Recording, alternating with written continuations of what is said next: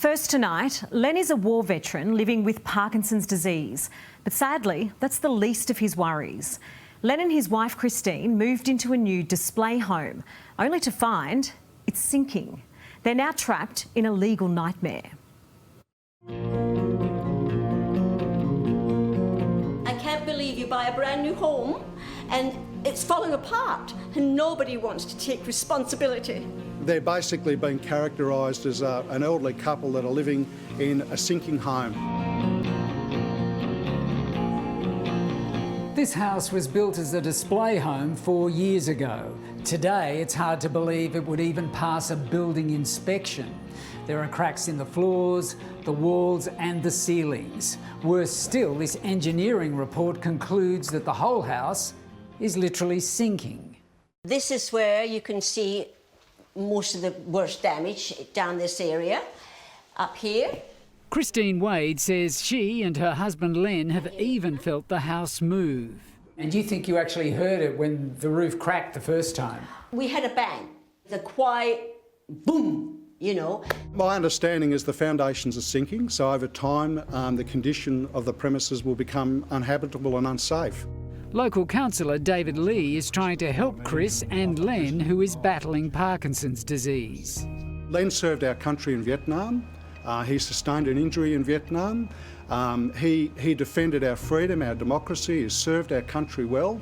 And I think it's really sad. I'm really saddened to see that in these circumstances, and Chris is the carer for Len for many, many years, that they get to the end of their life, they buy their dream home, they want to retire, they want a quiet life, and now they're burdened with a structural defect to the northern end of this building that's going to cost hundreds of thousands of dollars, I understand, to repair.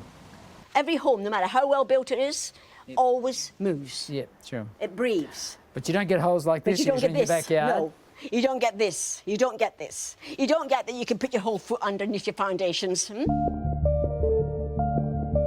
At the back of the house, you can clearly see where the ground is separating from the slab. An engineering report finding dozens of examples of how that's damaged Len and Chris's home, and concluding the primary cause of the damage is considered to be subsidence of the footings, and the structural remedial work underpinning is the only option to reduce unacceptable slopes in the house.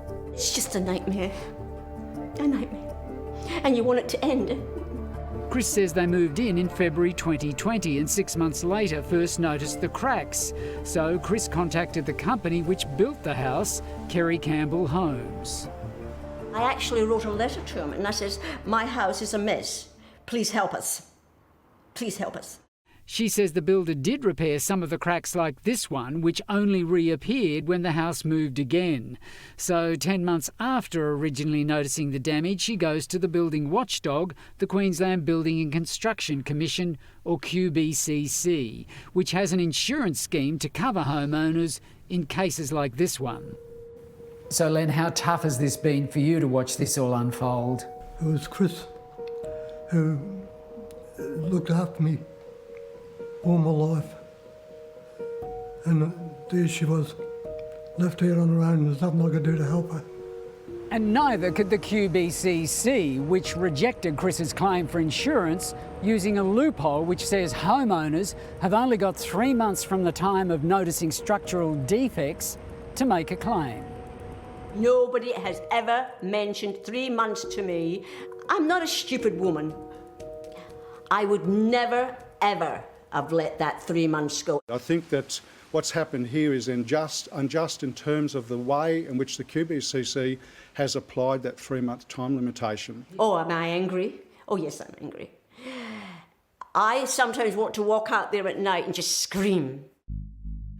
In a statement, a spokesperson for the QBCC says an owner must lodge their defective work complaint within set timeframes. While Queensland's Housing Minister Mick de Brenni tells us the QBCC is an independent regulator and as such it would be inappropriate for me to comment on or intervene in individual cases. And the builder Kerry Campbell tells us if the footings are stabilised, we will, at our own expense, do agreed cosmetic repairs inside of the house.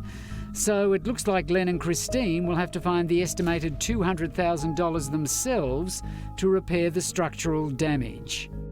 $200,000. For goodness sake. That's just... Somebody's 78, and then me in my 70s, we're going to be able to save that sort of a money? I mean, that's ridiculous. It's just... What are your options now? My options are, basically, I have to live in here until it's unlivable.